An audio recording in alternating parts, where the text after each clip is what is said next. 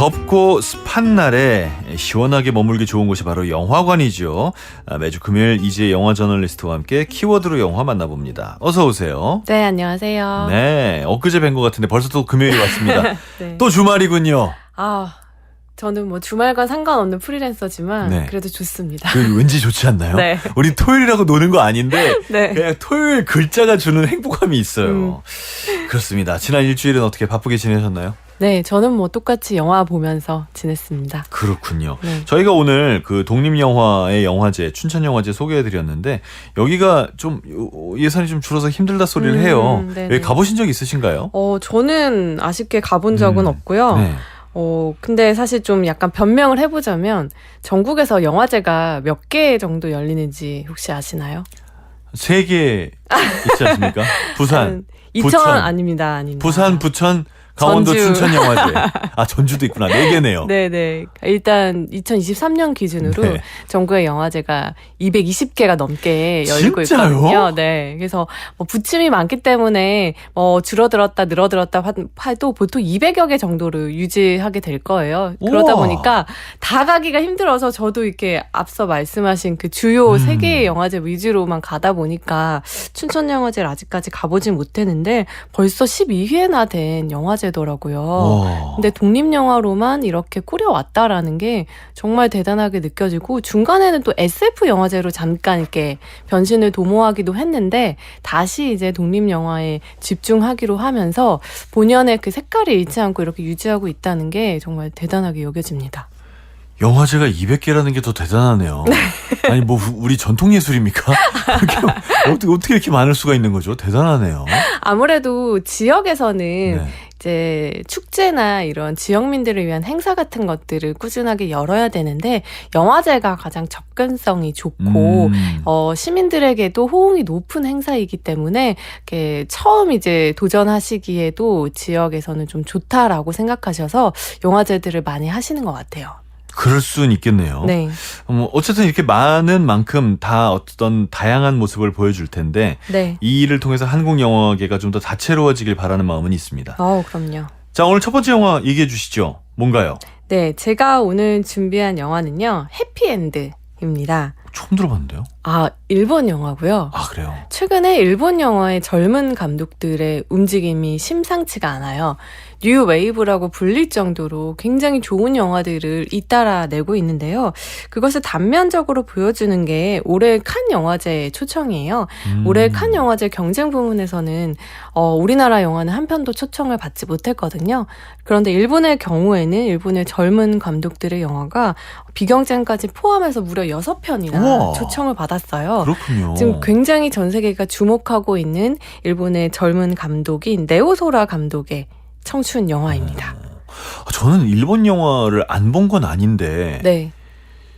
뭔가 저랑 잘 안 맞아요. 뭔가 깝깝한 느낌? 뭔가 해결이 안 나요. 해결이 안 나고 깝깝하고 이대로 살아야 되나? 뭐 이런 생각이 드는. 물론 제가 본 영화들이 다 그런지는 모르겠는데 네. 그런 느낌이었거든요. 자, 이 영화 일단 오늘 궁금하고 얘기를 많이 들어보겠습니다. 일단 네오소라라는 이 감독이 굉장히 유명하다고 하셨는데 네. 떠오르고 있는 신진 감독이라고. 네. 이분이 좀 특이한 면이 많더라고요. 네. 이분이 좀 주목을 처음 받게 된 것이 아버지가 음악가인 사카모토 류이치. 그 유명한. 얼마 전에 타계하셨죠. 네. 그런데 이 사카모토 류이치의 입적을 하지는 못했어요. 왜냐하면 혼외 관계에서 태어난 아들이었기 때문에 입적은 하지 못하고 하지만 또 아버지와는 계속 좋은 관계를 유지했던 것으로 보여요. 네. 왜냐하면 류이치 사카모토의 마지막 작품이죠. 그가 연주하고 그의 음악 세계를 담아냈던 오퍼스라는 다큐멘터리를 네오소라 감독이 연출하면서 영화계에 데뷔를 했거든요. 그래서 이야, 특이하네요. 이 오퍼스를 보면 상당히 특이해요. 아들이 아버지의 마지막 모습을 담은 죽기 얼마 전의 모습이거든요. 그걸 담은 영화임에도 불구하고 아들과 아버지의 유대감은 전혀 없어요. 이 감독이 그냥 사카모토 류이치라는 아티스트를 하나의 물성을 가진 마치 피아노처럼 대하고 있거든요. 그래서 굉장히 독특하다라고 생각을 했는데 또 이런 사연이 있더라고요. 그래서 이 감독이 우퍼스를 통해서 어떤 사람이 가지고 있는 물성을 굉장히 아름답게 담아내는 작업으로 능력을 인정을 받았는데 이번에 해피엔드로는 이 감독이 이런 이야기까지 할 수 있구나. 굉장히 찬사를 받고 있어요. 우리나라에서는 무려 이제 독립영화의 어떤 대박 기준이라고 할 수 있는 10만 관객을 최근에 돌파하기도 했거든요. 우리나라 관객에게도 이렇게 큰 지지를 받고 있는 이유는 아마 이 이야기에서 찾을 수 있을 것 같아요. 그래요? 네. 이 줄거리를 간단하게 말씀을 드리면. 일단, 이분 성함 얘기를 좀 하고 싶은데, 그 류이치 사카모토의 아들이라고 했는데 그 이름을 안 썼지 않습니까? 네네. 네오라는 이름은 어머니가 지었고요. 소라라는 성은 이제 어머니의 성인 거죠. 그렇게 되는 거군요. 네네네. 네. 자, 어떤 내용이길래 우리나라에서 10만 관객 이상이 들었고, 또 이게 지금 개봉이 4월 말인데 아직도 있다면서요? 네, 아직도 장기 상영 활발하게 하고 있습니다. 그러니까 그것도 굉장히 궁금하고 신기합니다. 네. 이야기를 살펴보면 근미래의 일본이 배경이에요. 정확히 언제인지는 나와 있지 않아요. 그냥 그렇게 멀지 않은 미래라는 것은 이제 영화를 보시면 알 수 있고요. 근데 이 미래의 모습은 어떠냐 하면 일단 지진 때문에 굉장히 재난이 심각하게 받아들여지고 있는 상황이고 지진 경보가 영화 안에서 시도 때도 없이 울려요. 굉장히 날카로운 소리로. 그만큼 사람들을 불안하게 만들고 있거든요. 또 이때를 틈타서 구구 정권이 재난을 핑계로 이제 사람들을 통제하기 시작해요. 네, 재난에서는 안전, 시민의 안전과 국가의 안보가 가장 중요하다면서 차별과 혐오를 정책적으로 권장하고 있어요. 외국인을 배제하고 비국민이라고 불리는 예를 들면 제1교포 같은 그런 국민들은 이제 차별을 하면서 재난 상황에서 불안하고 굉장히 좀 예민해져 있는 시민들을 시선을 그쪽으로 돌리는 거죠. 그러면서 총리는 장기적으로 계엄을 선포해서 독재를 노리는 그런 상황이 펼쳐지거든요. 그러니까 이거 그래서 사람들이 보는 거군요. 우리 관객은 이게 근미래라고 하지만 우리의 현재와 너무 맞닿아 있기 때문에 더 몰입해서 볼 수밖에 없는 거죠. 우리 이제 과거가 되고 있죠. 네, 그런 상황 속에서 고등학교에 다니고 있는 이제 2명의 학생. 코오와 유타를 중심으로 학교 안에서도 사회와 똑같이 억압과 감시가 계속되고 있다라는 것을 보여줘요. 어떻게 아이들을 억압을 하냐면 AI 감시 시스템을 도입을 해서 카메라를 학교 곳곳에 설치해요. 학교에다가요? 네, 그래서 아이들이 어떤 좀 문제되는 행동을 하면 바로 이제 AI가 그 누구인지 신원을 특정을 하고 그 행동이 만약에 뭐 욕을 했다거나 아니면 뭐 담배를 폈다거나 이러면 거기에 해당하는 벌점을 이제 실시간으로 부과하는 그런 감시 시스템을 도입을 해요, 학교에서. 그러니까 아이들은 미칠 지경이죠. 사회는 불안하고 학교는 나를 억압하고 이 와중에 또 아이들의 이제 우정까지 이제 흔들리기 시작하면서 유타와 코우의 우정이 과연 해피엔드를 맞이할 수 있을지를 지켜보게 됩니다. 이 포스터에 나와 있는 저 멀리 서 있는 두 사람이 류타와 코우입니까? 네네. 이 두 사람의 우정이 과연 어떻게 될 것이냐. 해피엔드를 할 것이냐. 네. 잠깐만. 그러고 보니까 해피엔드를 할 것이냐 뿐만이 아니라 해피엔드의 기준이 뭐냐부터 질문이 시작될 것 같기도 합니다. 네. 이 두 친구가 그렇게 되는 이유 중에 하나가 이 제1교포 문제도 있다면서요. 네네.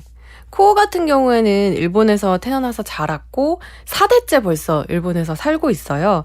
그리고 누가 봐도 일본 학생이에요. 일본어를 사용하고. 그런데 신원을 특정해야 되는 순간이 오면 그때부터는 이제 비국민으로 분류가 되는 거예요. 그래서 네오소라 감독은 제1교포도 아닌데 왜 이러한 문제에 대해서 좀 신경을 쓰게 됐을까라는 의문을 가질 수밖에 없잖아요. 네오소라 감독 같은 경우에는 일본이 지금 처한 현재를 살펴보다 보면 일본의 미래에 대해서 당연히 걱정하게 되고 상상하게 됐다라고 해요. 이미 미래는 지금 도래에 있는 거죠. 일본도 외국인들이 늘어나고 외국인들의 노동력 없이는 사회가 유지되기 힘든데 왜 사람들은 외국인들을 배척을 할까? 특히 제1교포들은 왜 저렇게까지 핍박을 받고 혐오 발언을 들어야 할까라는 의문을 늘 가지고 있었다라고 해요. 그래서 그런 것을 이제 공부하다 보니까 관동 대지진 때 굉장히 많은 한국인들이 죽임을 당했잖아요. 그런 문제들까지도 보면서 재난 상황에 특히 이 지진이라는 상황에서 일본은 계속 발생을 할 텐데 그때마다 이러한 역사가 반복되는 것은 아닌가라는 그런 문제의식을 갖고 영화를 만든 거죠. 그래서 감독이 영화 안에서 이 비국민들이 받는 차별에 대해서 굉장히 좀 섬세하게 접근을 했어요. 이 영화를 살펴보면 일단 학교 안에 그 교실을 비춰주잖아요. 그러면 일본인들이 생각하는 순수 일본인은 얼마 없어요. 굉장히 다양한 인종들이 이미 섞여 있고 일본 학교에? 네네. 아, 그래요? 그리고 그 아이들은 비록 뭐 귀화를 하지 않았던 경우라면 비국민으로 분류가 되지만 그냥 일본 학생들이랑 똑같이 어울려요. 일본어를 쓰고 일본 문화에 너무나 익숙한 그런 그냥 일본인인데 순수 일본인이 아니라는 이유로 계속 배척을 하고 예를 들면 이런 장면이 나와요.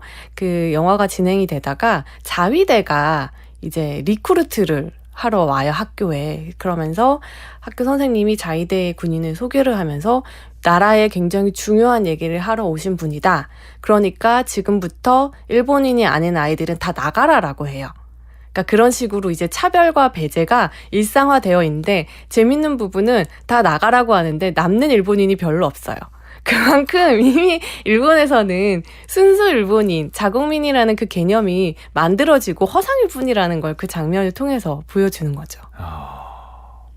아니, 제가 얼마 전에 이제 그 농촌이 많은 지역에 강연을 갔다 왔는데 네네. 거기도 그렇대요. 맞아요. 그러니까 우리나라도 지금 농촌 지역 그렇대요. 그러니까 그 외국인이 없으면 농사가 안 지어지는 수준이고 거의 사는 사람 반, 일하러 온 사람 반 그렇다고. 심지어 농촌뿐만이 아니라 도시 지역, 뭐 안산이나 경기도 쪽으로만 봐도 초등학생의 거의 뭐 7, 80%가 외국인 학생 아니면 혼혈 학생 이런 경우가 많기 때문에 오히려 한국인 교사들이 그 해당 국가의 외국어를 배우는 그런 상황이라고 해요. 그러니까 우리에게도 이미 도래한 미래가 영화 속에서 펼쳐지고 있는 거죠.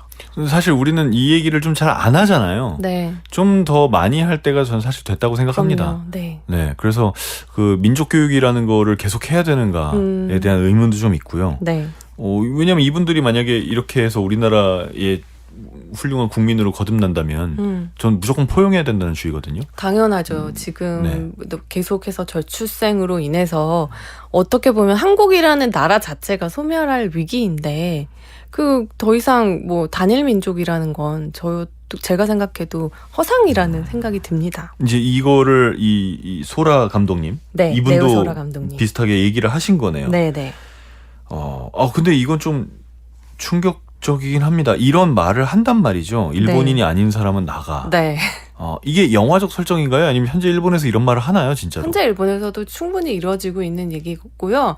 뭐 주말마다 뭐 신주쿠나 뭐 시부야 같이 사람들이 많이 모이는 곳에 가면 제일본 교포들을 향한 혐한 스피치 대회가 열리기도 하고 사실 이런 것들이 너무 일상적으로 이루어지고 있기 때문에 그 공기를 이 영화에도 담은 거죠. 물론 근미래라는 아주 좋은 알리바이를 달고서요. 네.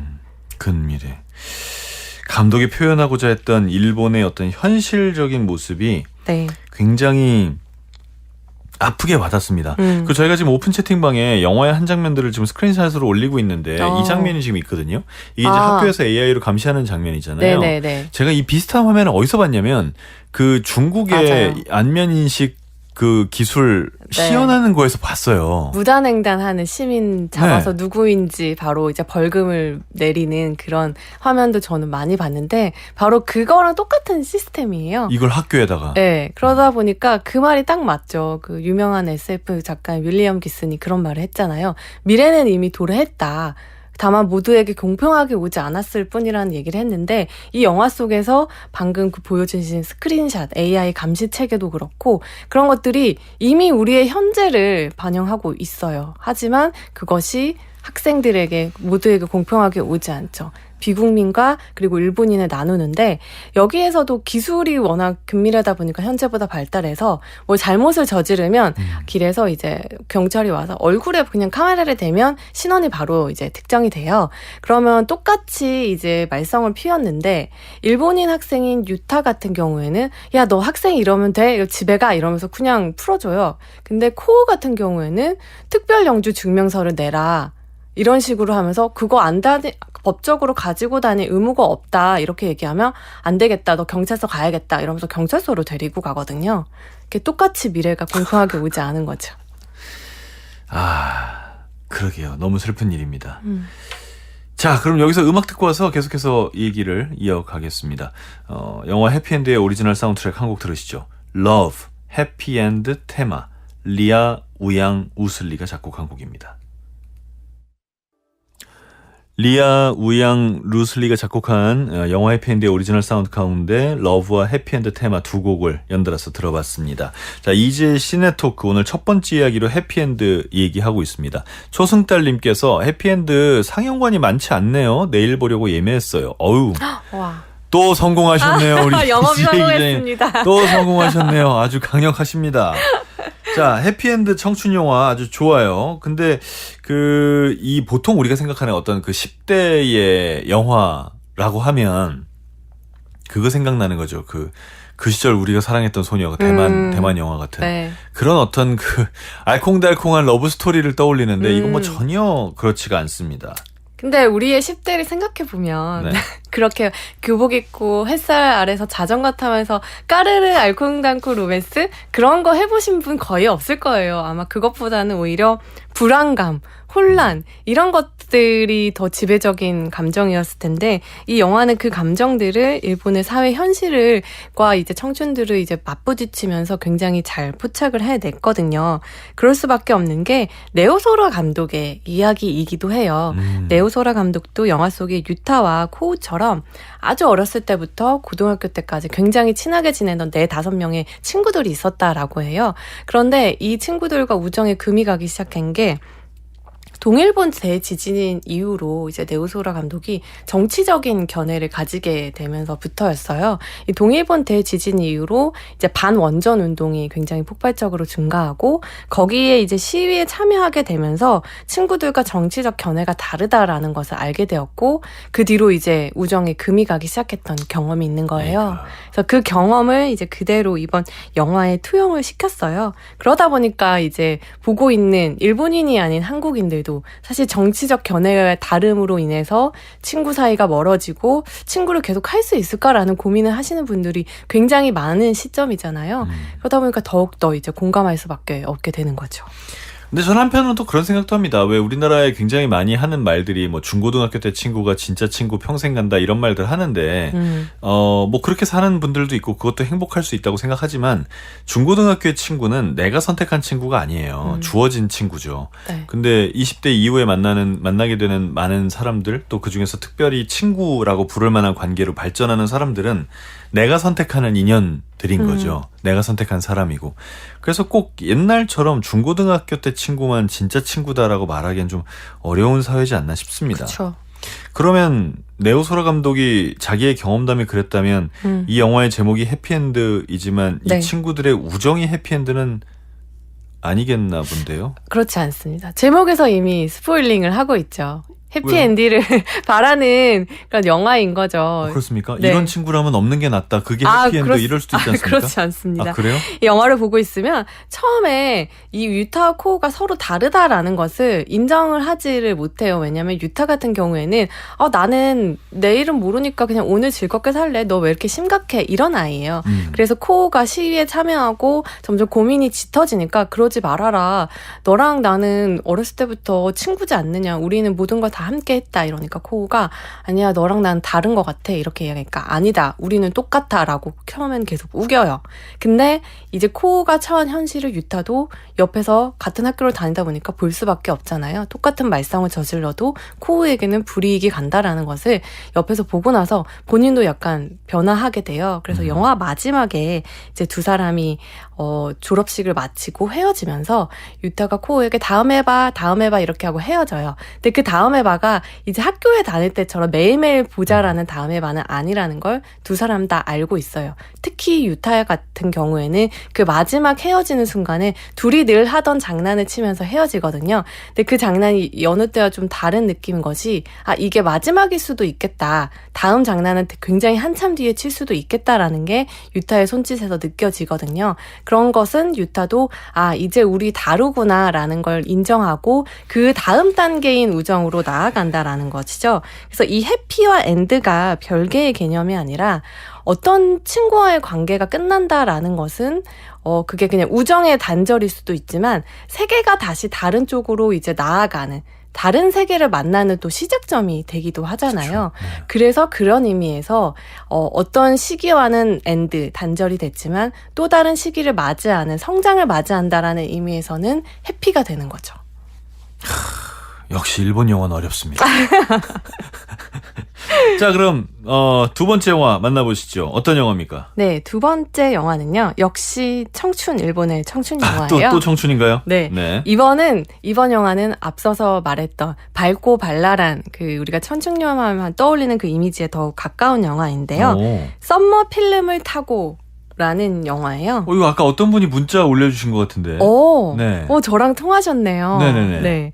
이 영화는 굉장히 발랄한 소녀들이 주인공이에요. 앞서서는 이제 소년들이 주인공이었다면. 네. 근데 이 소녀들은 영화를 좋아해요. 특히 이 소녀 무리에서 중심이 되는 맨발이라는 여고생은 영화 감독을 꿈꾸는 그런 학생이에요. 근데 일반적으로 여고생 하면 로맨스 영화 좋아하겠지라고 생각할 수 있는데 맨발 같은 경우에는 사무라이 시대극 매니아예요. 그래서 사무라이 시대극 감독이 되겠다라는 꿈을 꾸면서 이제 학교 영화 동아리에서 자신이 영화를 만들 수 있게 응모를 해요. 근데 거기서 로맨스 영화를 만드는 다른 아이에게 경쟁에서 밀려서 혼자 이제 만들어야 되는 거예요. 그래서 자기 친구들을 모아서 이제 여름 방학 동안 그 영화를 만들어가는 이야기인데 그때 의문의 소년이 등장을 하면서 이 맨발이 생각하는 영화 만들기에 굉장히 큰 반전이 생기게 됩니다.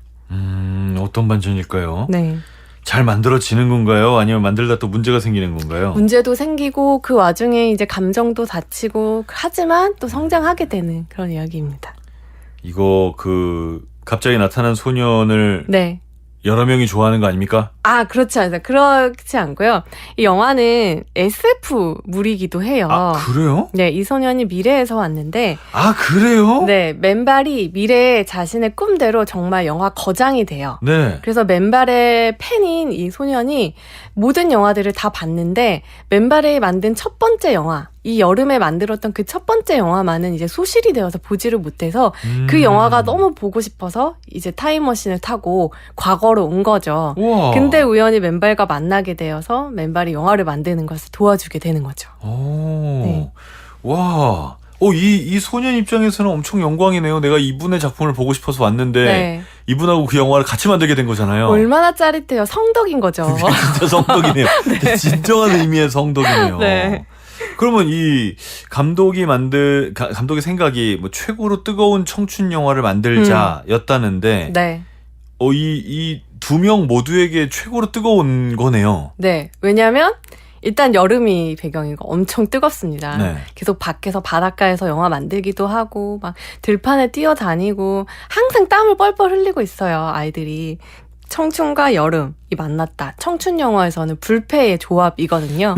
여기에 꿈을 꾸는 아이들이 나온단 말이죠. 네. 영화를 꿈꾸는 아이들이에요. 맨발 같은 경우에는 자신이 살고 있지 않은 시대, 과거의 사무라이 시대극을 좋아하고 미래에서 온 소년도 영화를 좋아하는데 미래에는 영화 자체가 없어져요. 왜냐하면 점점 사람들이 짧은 컨텐츠를 선호하다가 종래에는 영화가 5초가 돼요. 5초짜리 컨텐츠를 사람들이 보고 1분만 돼도 너무 길다고 아무도 안 보게 되는 그런 상황이 온 거죠. 그 역시 이제 또 현재 우리들의 어떤 컨텐츠 시청 상황과도 많이 겹쳐지는 부분이 있죠. 그래서 현재에 없는 과거의 것을 꿈꾸는 아이들이 미래를 통해 만나면서 다시금 다시 영화를 꿈꾸게 돼요. 이제 둘 다 그럼 미래의 영화가 없어지면 맨바로 내가 영화를 만들 이유가 뭐 있어? 하고 의기소침해지지만 결국에는 그렇다 하더라도 내가 지금 현재에선 내 영화를 만들겠다라고 다시 꿈을 꾸게 되거든요. 그것은 미래에서 온 소년이 자기 역시도 영화가 없는 세계에서 영화를 좋아하고 있기 때문인 거죠. 그래서 서로 이제 좋은 영향을 주고받으면서 다시금 꿈을 꿔가는 힘을 얻게 되는 거죠. 나중에는 이 미래에서 왔다는 걸 알게 되나 보군요. 굉장히 좀 빨리 알게 돼요. 그래요? 네. 미래에서 왔다 그러면 믿을까? 네, 아이들이잖아요. 또 그게 청춘 영화의 문법에서는 잘 허용이 되는 거죠. 난 미래에서 왔어. 그래? 반가워. 그래요. 네. 알겠습니다. 여름이기 때문에 볼 수 있는 어떤 풍경적인 아름다움도 있습니까? 일단은 그 청춘 영화들은 보면 공통점이 하나 있어. 해피엔드도 그렇고 썸머 필름을 타고도 영화절은 굉장히 다르지만 여기에 등장하는 아이들은 늘 뛰어요. 별일이 없는데도. 네. 그러니까 이 썸머 필름 타고에서는 그 여름의 강렬한 햇살과 또 바닷가에서 영화를 촬영하거든요. 그 파도와 함께 뛰는 아이들이 굉장히 많이 등장을 하는데 영화 포스터만 봐도 그 여름의 청량함, 청신함을 담았구나라고 아마 느끼실 수 있을 겁니다. 알겠습니다. 이 학창 시절을 배경으로 한 청춘 영화가 정말 참 많은 세대들에게 사랑을 받고 있는데 네. 오늘 영화 두 편, 이 해피엔드와 이 영화는 제목이 잘 기억이 안 나요. 썸머 필름을 타고. 썸머 필름을 타고. 네. 이 두 영화에 대한 어떤 종합적인 평을 해주신다면? 일단 청춘이라는 것이 사실 지나야 알 수 있는 거잖아요. 그 청춘의 속성이 굉장히 찰나이고 그 시기를 지나야지만 소중하다라는 것을 알게 되는데 청춘 영화라는 것이 그 동일한 세대가 봤을 때는 나와 비슷한 고민을 하고 있는 그 영화 속 캐릭터를 보면서 내 고민이나 내 혼란에 이름을 붙일 수 있게 돼요. 그러면서 문제는 물론 해결되지 않지만 내가 왜 뭐 때문에 혼란스러웠는지에 대해서 감을 잡게 되면서 조금 그 동시대를 살아가는 인물로서 개운해짐을 느낀다라고 한다면 그 시기를 이미 한참 지나온 우리 같은 관객들이 봤을 때는 내가 그 느꼈던 그 고민들이 지금도 여전히 유효하구나. 지금도 다른 청춘들이 느끼고 있구나 하면서 약간 좀 기성세대가 되어서 딱딱하게 굳어있던 세계가 조금은 말랑해지면서 확장되는 경험을 할 수 있거든요. 그러다 보니까 모든 세대에게 다 동일하게 이제 좀 감동을 안겨줄 수밖에 없는데 해피엔드도 그렇고 썸머 필름을 타고도 그렇고 해피엔드 같은 경우에는 나를 둘러싸고 있는 사회에 대해서 한 번 더 인식할 수 있게 해주고 썸머 필름을 타고는 꿈이라는 것에 대해서 한참 동안 잊고 있었던 걸 다시 일깨워준다라는 점에서 두 편 다 색깔은 굉장히 다르지만 좋은 청춘 영화다라고 추천드리고 싶습니다. 여러분이 만약에 보신다면 어떻게 평가하실지도 굉장히 궁금합니다. 자, 한석준의 문화시대 이지의 시네토크, 오늘은 네오소라 감독의 해피엔드, 마츠모토 소우시 감독의 썸머 필름을 타고 두 편의 영화를 이어서 소개해드렸습니다. 오늘 말씀 감사합니다. 네, 감사합니다.